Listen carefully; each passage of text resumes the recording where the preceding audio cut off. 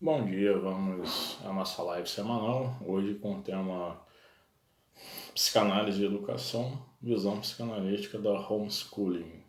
Por que nós escolhemos esse tema? Porque a nossa proposta é de fazermos lives na visão psicanalítica de temas e assuntos atuais. E o que está fomentando muitas notícias, muitos debates, muitas discussões, muitas opiniões diversificadas, dos que são contra, dos que estão a favor, dos que pensam a proposta, buscando comparar com o que há em outros países, buscando avaliar todo o contexto social em que essa proposta está sendo inserida. Então, o homeschooling, né, em inglês, escola em casa, né, mais ou menos, ou educando em casa, né, numa tradução livre, poderíamos falar assim, né. Esse projeto, né, foi levado à Câmara dos Deputados e foi aprovado pela Câmara dos Deputados. Hoje esse projeto está já no Senado. Hoje, uma notícia no jornal Correio do Povo de que um senador disse que o Senado não terá pressa em votar ou não nesse projeto. Mas o que acontece? Tendo sido aprovado pela Câmara dos Deputados e indo ao Senado, o Senado tem o direito de fazer uma revisão textual. E ao fazer uma revisão textual, esse projeto voltará à Câmara dos Deputados para ver se eles então vão concordar com os termos, né, do texto revisado ou não. E assim se irá fazer toda ter todo o olhar, toda a revisão do que o Senado colocou, de que se será aprovado ou não. Se o Senado não colocar textos diferenciados, não corrigir, não revisar, irá para o presidente da República e ele sancionará ou vetará o projeto. Mas aqui estou falando para que vocês entendam em que pé, né, em que situação se encontra esse projeto hoje. Mas vamos aos detalhes do projeto para que nós possamos entender, né, essa proposta, né, e assim podermos formular, né, nossa opinião. Claro que darei aqui a visão psicanalítica, a visão social, né, tendo aí também um estudo sociológico, né, sobre, né, e nós vamos notar que no projeto, né, há cláusulas que dizem o seguinte: para haver a educação, né, homeschooling, né, nessa modalidade, é preciso que os pais façam a matrícula anual dos filhos em uma instituição, né, habilitada, no caso do governo brasileiro pelo MEC, para que esse aluno, estando lá matriculado, possa receber toda a grade curricular, os pais vão receber a grade curricular, todo o processo, né, de horários, de horas, de disciplinas e também esses pais haverão de apresentar documentação referente ao fato de que um dos pais ou responsável legal pela criança, pelo adolescente ou pelo adolescente terão de ter nível superior de formação em docência e também terão de apresentar as certidões negativas, né, de processos criminais. Esses são pontos que já nos trazem pensamentos a respeito desse projeto. Quais pensamentos? Vamos lá. Matricular anualmente o aluno ou a aluna para em uma instituição habilitada para que a grade curricular e as disciplinas, com os horários, o tempo, né, que aquela disciplina terá, as horas que terá aquela disciplina, aquelas disciplinas, quantas horas elas terão, já diz aí que se deixa relativamente livre a escolha da instituição em que a criança irá, o jovem, a jovem irá estar estudando, né, entre aspas, assim, vai estudar pela grade daquela instituição. Então isso fica livre, a livre escolha dos pais de matricular essa criança, esse jovem, essa jovem, onde, né, eles acharem por bem. Claro que no caso de adolescentes, e mesmo crianças, muitas vezes elas preferem uma escola a outra, né, e os pais haverão de conversar aí, né, onde elas querem estar estudando. Ponto de vantagem nisso, pensado, é de que poder se matricular então numa escola distante do bairro, e como a criança não irá se deslocar, né, para a escola, ela pode estar matriculada naquela instituição e não precisa então se preocupar com o transporte e nem os pais terão esse tipo de preocupação. Ponto de desvantagem é a situação de que ela vai estar matriculada naquela instituição, o aluno, a aluna vai estar matriculado naquela instituição, mas o que acontece? Tem a grade curricular. A questão é, há, na verdade, um suporte para que a educação daquela criança, daquele jovem, realmente aconteça com qualidade, sem aspectos ideológicos outros. E aí entra a questão de que esse projeto foi pensado da seguinte forma: isso também vai ser feito para se evitar a doutrinação da esquerda nas escolas. Ficamos a nos perguntar, e esse é um ponto que precisamos pensar bem, qual doutrinação da esquerda? Olha que eu, politicamente, tenho um pensamento mais à direita, mais liberal, mas sou um pensador, tenho um olhar crítico e precisa se olhar isso. E eu já fui militante da esquerda, então conheço bem a fundo, né, as questões marxistas, as questões gramscistas, né?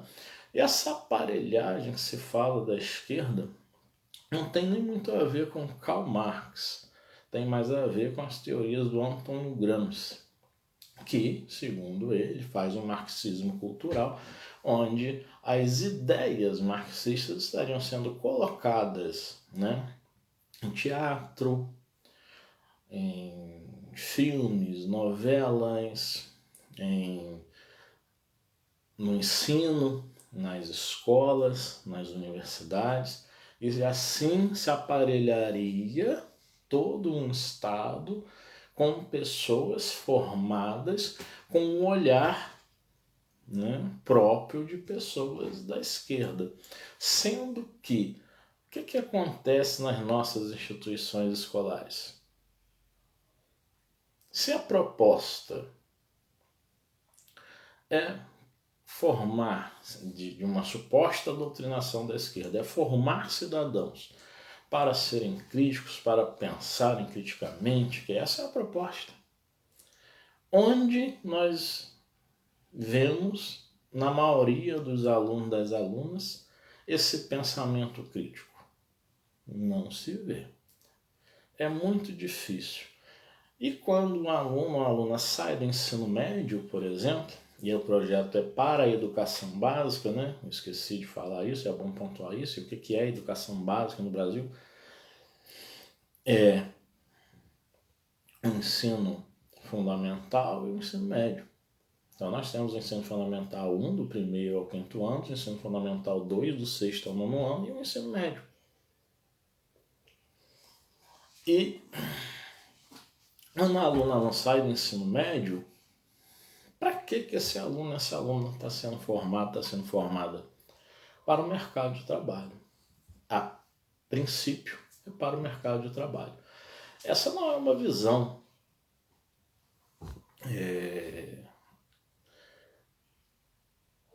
propriamente da esquerda. Essa é uma visão mais ligada a uma proposta liberal, onde se terá o conhecimento, se terá a instrução e se irá partir para o mercado de trabalho, para produzir, para gerar capital. E gerando capital, poder assim ter o seu salário, ter o seu ganha-pão e poder administrá-lo e fazendo com o que se ganha o que se quer nessa proposta liberal, avançar na vida financeira, avançar buscando maiores possibilidades, né, para a sua vida financeira, que gerará algumas possibilidades de bem-estar. Essa é uma visão estritamente da direita, estritamente capitalista. Né? A visão da esquerda aí seria de uma esquerda liberal, de uma esquerda progressista, como se tem esse viés, né? Onde o capitalismo está inserido nessa visão igualmente, ainda que o Estado seja um Estado forte. Por que falar sobre isso? Para se entender que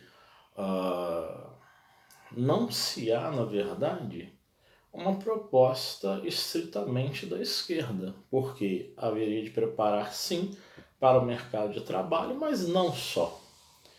Haveria de se preparar cidadãos e cidadãs revolucionários, né, para modificar o sistema de trabalho que até então, né, nós estamos inseridos aqui no nosso país. Penso que isso ficou bem entendido. Outro ponto de desvantagem é a questão de que, se os pais têm que ter formação superior docente, e os pais que não têm? Aí tem uma pauta no projeto que diz assim,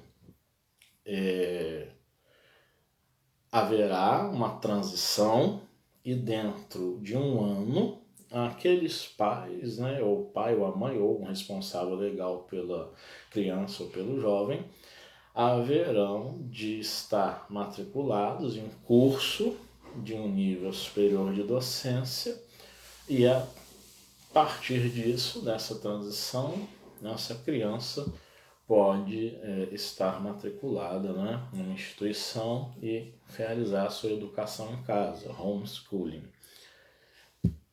Mas fica aí uma questão. Ao mesmo tempo em que se coloca a questão de uma formação em nível superior para os pais, buscando auxiliar esses pais a até avançarem, né, em um processo de formação, mas vem um processo que não foi pensado. Esses pais que estão a trabalhar darão conta de estudar para poderem estar auxiliando aos seus filhos, nem auxiliando, educando aos seus filhos, em um processo homeschooling. Além de estudar, eles irão também, além de trabalhar, irão estudar e irão também educar. Então, a jornada de trabalho desses pais haverá de aumentar, porque eles terão um trabalho profissional, terão um trabalho de estarem estudando e terão um trabalho de estarem educando. Isso vai pesar para aquele responsável, ou para o pai ou para a mãe que tenha a formação superior em docência. Um outro fato é de que o se ter formação superior em docência não quer dizer que se vá conseguir ensinar todas as disciplinas, que se vá conseguir orientar as dúvidas do alunado nas disciplinas em que as dúvidas vierem a chegar. Mas no projeto diz que a instituição, que o aluno, a aluna estará matriculado, matriculada, vai ter um processo de tutoria para tirar essas dúvidas, para auxiliar principalmente os responsáveis das crianças e dos jovens. E a gente diz, esse processo de tutoria, nas experiências que nós temos, para aqueles que, por exemplo, fazem o estudo em universidades ou mesmo nas escolas em um nível de ensino médio, veem seus filhos fazendo, quando se fala da tutoria online, às vezes há uma demora na resposta. Fala-se que se responderá em 24 horas, demora-se uma semana. Então é preciso pensar muito bem a esse respeito. E o que isso gera? Isso gera dificuldades e gera conflitos domésticos outros. A revista European Psychiatric, fez uma pesquisa, nestes anos em que a pandemia esteve muito forte, muito presente, no ano 2020, 2021. E na Europa, as crianças envolvidas,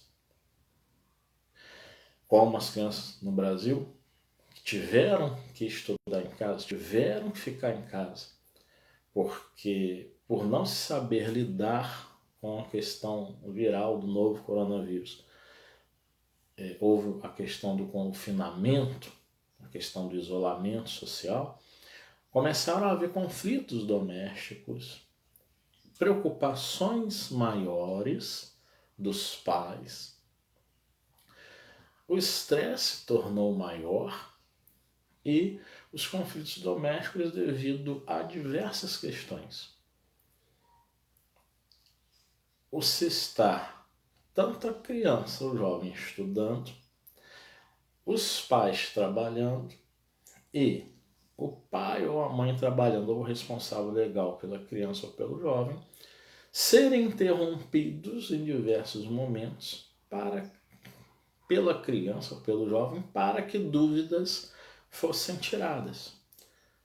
Isso trazendo desconforto para os pais, para os responsáveis legais da criança e do jovem, também desconforto para a criança, que muitas vezes poderia ouvir respostas repreensivas. Porque se o pai e a mãe estão ali, se alguém está ali para responder, a criança, o jovem, nem sempre vai pensar que, principalmente a criança, não vai pensar que o papai e a mamãe estão trabalhando. Vai se interromper, isso gera conflitos. E organizar assim, olha, tal horário você vai estudar, e tal horário papai e mamãe estão trabalhando, e aqui não me interrompa. Pode-se conversar, pode-se falar, mas a ação não será esta. Principalmente se a criança vê o pai ou a mãe, de repente, em um momento em que não se precisa estar tão concentrado, se está num momento de folga ali, e o pai e a mãe estão no computador, por exemplo, jogando, distraindo a cabeça. A criança vai falar assim, mas você está jogando, não está trabalhando, por que não pode me responder? E o adulto não vai conseguir também ter o seu momento de respirar. Vai estar o tempo todo antenado. E isso gera um outro problema, que é um distúrbio que também é pandêmico. São distúrbios do sono. Porque quanto mais estresse, mais sono, menos sono, geralmente se tem. Quando a gente está num dia de muita atividade, de muito trabalho, o que acontece? Nós ficamos com o nosso cérebro está ligado, nosso cérebro está em estado de alerta. E nós dificilmente paramos. Pensamos só parar para relaxar, nos dá uma ânsia, uma vontade, um querer de estar em atividade. É aquela expressão, né? Hoje eu estou virado no 320, né? No 220, né? Fazendo aí a comparação com a voltagem, né? 110 volts, 220 volts, quer dizer, uma carga maior eu estou vivendo. Então, esses são pontos de desvantagem, que nós precisamos pensar em relação aos pontos de vantagem. Agora, o que leva pessoas a concordarem com a questão homeschooling? O que leva pessoas a estarem defendendo esse tipo de ensino? Vamos lá, vamos pontuar para nós não ficarmos caindo sempre numa polaridade política. O que leva essas pessoas a gostarem e concordarem com esse processo? Pessoas, né, de pensamento cristão conservador. Digo conservador porque são pessoas ligadas a determinadas igrejas, a determinados credos. Não são só os chamados evangélicos, eu prefiro chamá-los como são protestantes, né? Cristãos protestantes. Também os cristãos católicos. Não são só os cristãos protestantes, né? Comumente chamado de evangélicos no Brasil, mas também os cristãos católicos, né? Muitos concordam com esse tipo de ensino, mas aí pensando no sentido de que os meus filhos não haverão de estar envolvidos com as questões de ideologias, né? Em relação às questões homoafetivas, as questões de educação para orientação sexual. Eu não quero que meu filho, minha filha esteja numa instituição aprendendo estas coisas. E aí eu vou estar escolhendo uma instituição, vou estar olhando a grade, eu vou estar vendo. Em casa eu vou perceber o que é que eu quero que o meu filho, a minha filha aprenda, o que é que eu considero essencial enquanto conhecimento para a vida, conhecimento escolar, e assim acaba que os pais também vão caindo, entrando na ideologia, né?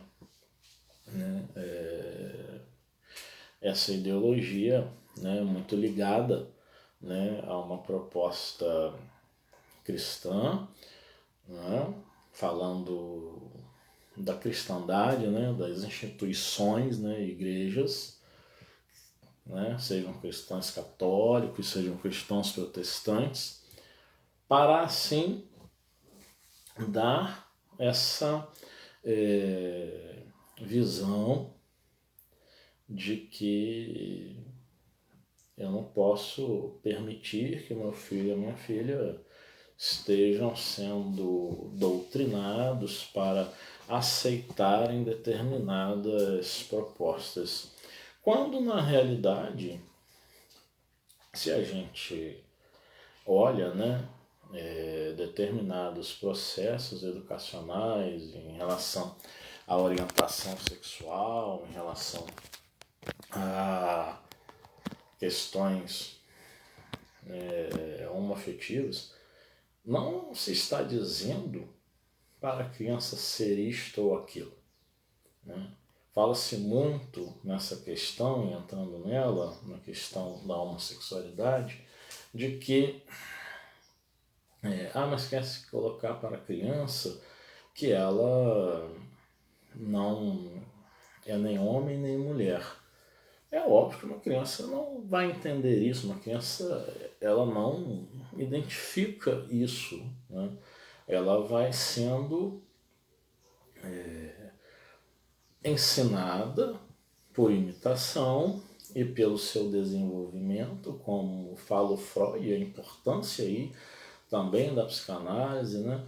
Dos estudos da psicanálise, porque a criança vai percebendo em determinado momento toda a questão da sexualidade através das observações que ela vai fazendo do seu corpo e do corpo do outro. Então, quando uma menina vê um menino, né, que o seu órgão genital está à mostra e ela observa o seu órgão genital, o Freud chamou isso de complexo de castração, né? Onde ela diz que ela pensa, né, que ela foi cortada, tiraram dela aquele órgão, né? E o menino, por sua vez, também entra nesse complexo de castração, porque ele olha para a menina, falando aqui muito basicamente, tá? Muito superficialmente, ele olha e diz para onde foi, né? Porque é diferente de mim, né? Eu tenho, porque ela não tem, porque a visão da criança é de que eles têm a mesma coisa, de que eles são iguais. Isso levou Freud a dizer que o ser humano, e foi uma polêmica muito grande na época do Freud, né, nos 3 ensaios sobre a sexualidade que ele escreveu, que o ser humano nasce bissexual. Né, e isso trouxe uma polêmica muito grande. Como assim? Não, nasce homem, nasce mulher. E o Freud fala, olha, na verdade, vai se aprendendo no decorrer do desenvolvimento, né, que se é homem, que se é mulher. E a questão interessante que a gente tem que pensar é que mesmo com esse aprendizado, mesmo assim,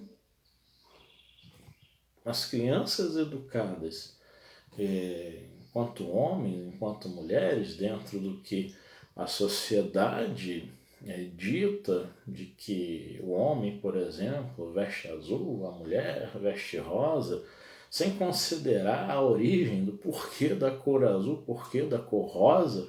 Por exemplo, no Oriente, na China, considera-se que a aura do menino é rosa e vestir-se azul nele para dar esse equilíbrio. E a aura da menina era azul e vestia-se rosa na menina para dar esse equilíbrio. Né? Então não é nenhuma concepção de gênero, né? Que o rosa é para a menina e o azul é para a menina. Poderia ser o contrário, a aura do menino poderia ser rosa, não poderia ser azul e ele vestir rosa. Poderia ser o contrário. E mesmo as crianças educadas assim, muitas despertam a sua percepção de si próprias. Um homem que gosta de outro homem é uma mulher que gosta de outra mulher, independente de como elas foram educadas. Então, não é um fundamento muito profundo, na verdade, não é fundamento esse tipo de situação, é puro preconceito mesmo, né? É uma pura falta de visão do próprio desenvolvimento da criança que gera esse preconceito de que há uma ideologia trazida para levar as crianças a serem homoafetivas ou bissexuais. Né? E esquece-se que esse processo é um processo muito subjetivo, esse é um processo de construção da pessoa mesma, né? Diante de diversas situações que vêm a ocorrer dentro das elaborações de quando essa criança vai desenvolvendo e ela faz essas elaborações e vai chegando a uma conclusão de que ela tem um viés homoafetivo ou de que ela é homoafetiva. Ela afirma isso, ela confirma isso, não é? Basta nós observarmos muitos de nossos familiares, né, onde há casos, né, e não são poucos, onde há essa proposta, né, de educar para que o filho ou a filha não sejam gays.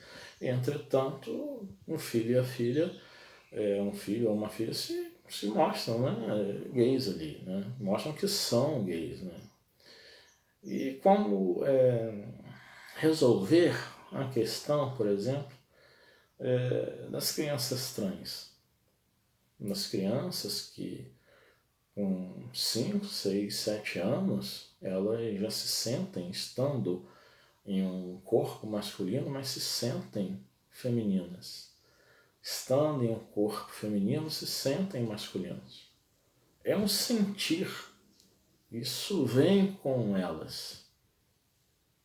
Isso é o que elas são. Não se vai resolver isso com homeschooling. Essa é a grande verdade. Então isso também está por trás desse projeto homeschooling. Há alguns pontos outros que nós temos de pensar, por exemplo, de que há pais que trabalham viajando.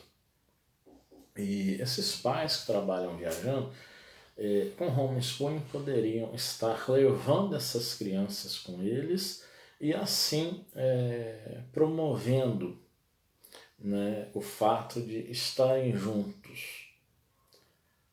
Mas pensemos numa visão psicanalítica, numa visão sociológica, pensando a família numa visão filosófica. Como que eu levo uma criança para viajar e eu vou viajar a trabalho e eu conseguirei dar a atenção devida à criança? Porque eu posso agir da mesma forma como quando se está viajando e faz-se uma chamada de vídeo, fala-se um pouco e dá-se tchau. Eu posso estar hospedado em um hotel e as crianças comigo, e claro, a criança pode estar, né, ali com a minha presença, eu estou pessoalmente ali, mas muitas das vezes eu vou agir como agiria em casa. Agora eu estou cansado, cheguei do trabalho e eu preciso resolver isso aqui que é do trabalho. Estão me chamando aqui no celular para o trabalho. E a atenção para a educação da criança. Claro que há os momentos em que eu posso estar livre e estar fazendo, né, dando a atenção àquela criança. Mas também se for uma disciplina que eu saiba, se for uma disciplina que eu tenha fundamentos suficientes para poder estar orientando, para poder estar tirando as dúvidas. Então, a vantagem que se apresenta, a nosso ver, pensando, né, analiticamente, sociologicamente, filosoficamente, é uma vantagem aparente, é uma vantagem ilusória, né, que poderá promover a mesma coisa que tem sido promovida muitas vezes nas famílias. A presença, mas com uma conotação de ausência. Só tem a presença física, mas não a presença afetiva, gerando assim os complexos que dentro do campo da psicanálise nós vamos observando o surgimento deles a partir da infância, na adolescência e levando adultos a terem os seus transtornos, né? Ou a desenvolverem determinados processos psíquicos. Então, o homeschooling, na verdade, é uma proposta estritamente política e também que leva a uma possibilidade de um conhecimento defasado, porque por mais que se coloque a questão de que os pais têm que ter formação de docência em nível superior, mas aquela docência em nível superior, repito, não vai fazer com que eles saibam todas as disciplinas, não vai dar a eles as condições de orientarem, na verdade, aquelas crianças, um pai, uma mãe, um responsável legal que saiba, por exemplo, muito seja da área de humanas, vai saber explicar filosofia, sociologia, história, geografia, língua portuguesa. Por exemplo, pode saber transitar por essas disciplinas. Mas e as outras? A química, a física, a biologia, a matemática? Haverão de ficar defasadas, provavelmente.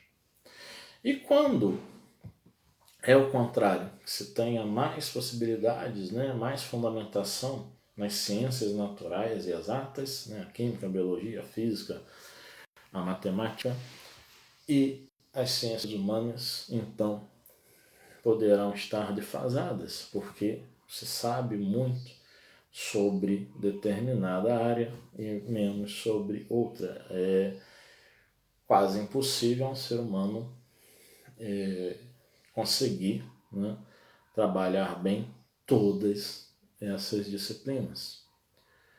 Então não bastará um nível de docência superior, mas sim que aqueles pais possam estar também estudando junto aos seus filhos, como se estivessem fazendo um novo ensino fundamental, um novo ensino médio. Mas não há tempo hábil para isso. E outra coisa, que nós precisamos pensar é de quem interessa a quem esse projeto. Esse projeto interessa com certeza a uma elite que deseja ver cada vez mais as pessoas encaixadas dentro de uma caixinha, de um quadrado em que eles desejam. E nós vemos muitos, né, da classe média que estão mais próximos aos pobres do que aos ricos, considerando isso um avanço muito bom, um avanço extraordinário, e esquecendo-se de que, né, dentro de uma visão psicológica profunda, né, que é assim que Freud chama a psicanálise também, no seu livro Além do Princípio do Prazer, uma psicologia profunda, de que não se dá a possibilidade à criança de socializar. E a questão da falta de socialização foi também isso colocado na pesquisa da revista European Psychiatric, que gera o que para a criança? A possibilidade de estar fazendo amigos, estar fazendo amizades, de estar enfrentando desafios, enfrentando problemas, de estar aprendendo as questões da competitividade, as questões de ganhar, de perder, a questão de ganhar e perder e ter uma esportividade nisto, de compreender que é preciso então se esforçar e aprender mais para poder ganhar ou chegar ao nível que aquele coleguinha está, as brigas entre os colegas que existem, a vida de relação, né, com pessoas da sua mesma faixa etária, com os problemas próprios às crianças. E isso não se está a pensar. E isso leva a uma possibilidade de gerar cada vez mais uma geração que tanto se tem reclamado disto, né, diante dos avanços tecnológicos, de uma geração que tem até charges e memes colocados na internet, né, de pais e mães colocando as crianças de castigo para irem brincar na rua, quando antes era o contrário, né? As crianças eram colocadas de castigo para não ir para as ruas brincar, mas sim para brincar em casa, né? Para ficar em casa. E muitas vezes tendo brinquedos confiscados, né? Usemos essa palavra. E isso leva a uma possibilidade de que haja maior isolamento, né, dessas crianças, por não haver interação delas com outros. Então a socialização precisa ser pensada, né, bem como a questão dela ter uma figura que é a figura do educador, que é a figura da educadora, de fazer um processo de transferência, como diz o Freud, né, em seus textos sobre educação, do aluno fazer essa transferência para com o professor, ver ali uma figura maternal, uma figura paternal, mas que o professor, a professora, né, num processo de conta-transferência, não se coloque para aquele aluno, para aquela aluna, como pai, como mãe, que até auxilie, mas que não tome este lugar para que a criança venha a trabalhar nela o fato de que a relação dela com o professor ou professora é até ali, dentro do campo da educação, que não vai para além disso, que a escola, por mais que ela passe um bom tempo na escola, a escola é a escola, não é a família.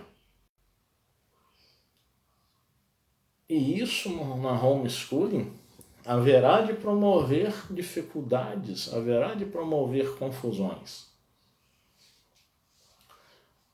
Interessa a quem? Interessa a uma elite que, na verdade, uma elite política no Brasil, que não quer ver avançar cidadãos, cidadãs com pensamentos críticos. E haverá de se gerar muita ideologia política para com essas crianças. Essa é uma preocupação grande. E por trás disso há todo um viés político.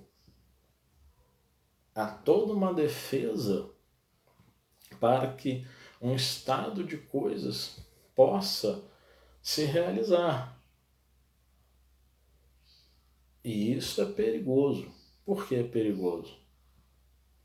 Porque se formarão cidadãos, cidadãs com verdades para eles absolutas, sem flexibilizar. É preciso ter cuidado com isso. É preciso olhar muito bem para essa questão. Mas como assim essa visão, Leonardo, política por trás disso? Para que se mantenha toda uma estrutura de uma sociedade que não venha a promover e respeitar a diversidade.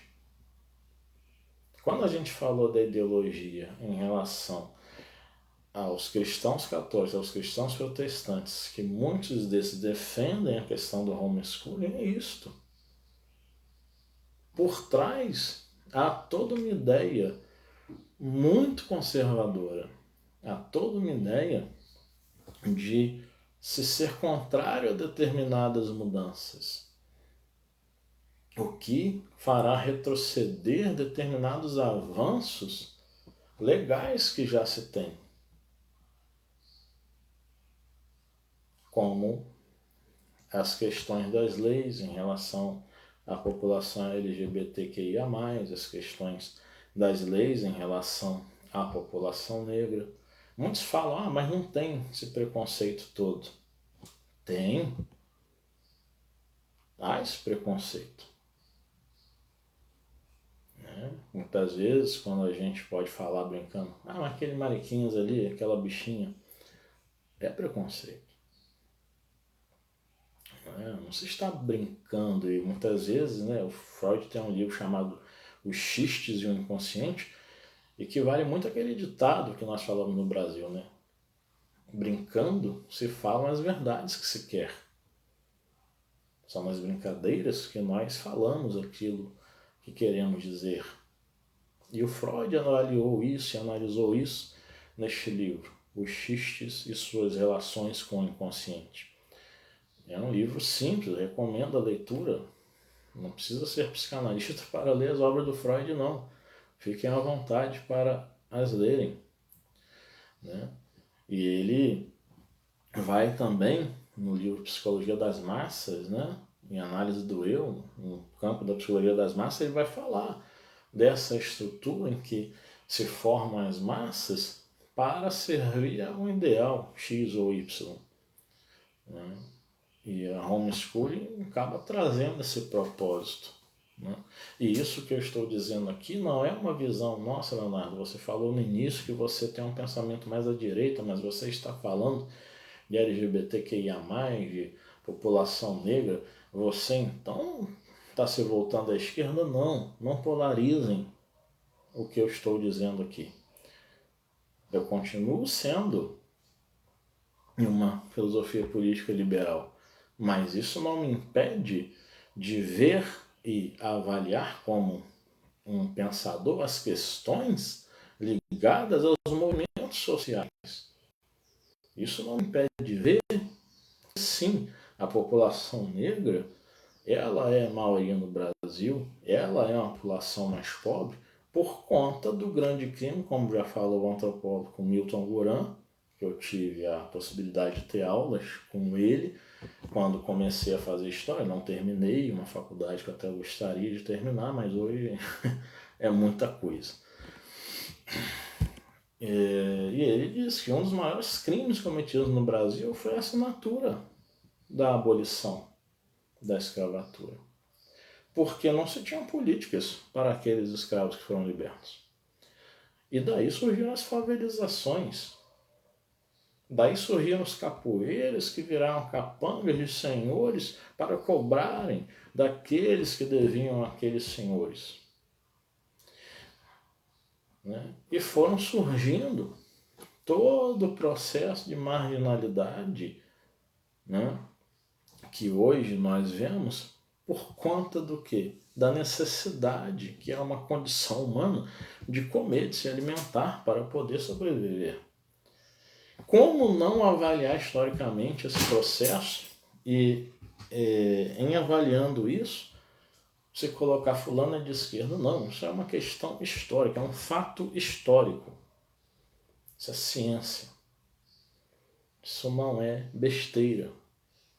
Existe todo um processo, todo um fundamento por trás de tudo isso que eu falei. Assim como tem o fundamento da ideologia política por trás da homeschooling, existe também um fundamento não de ideologia política no que eu falo, mas de estudos científicos, seja nas ciências humanas, seja nas ciências psicológicas, por exemplo.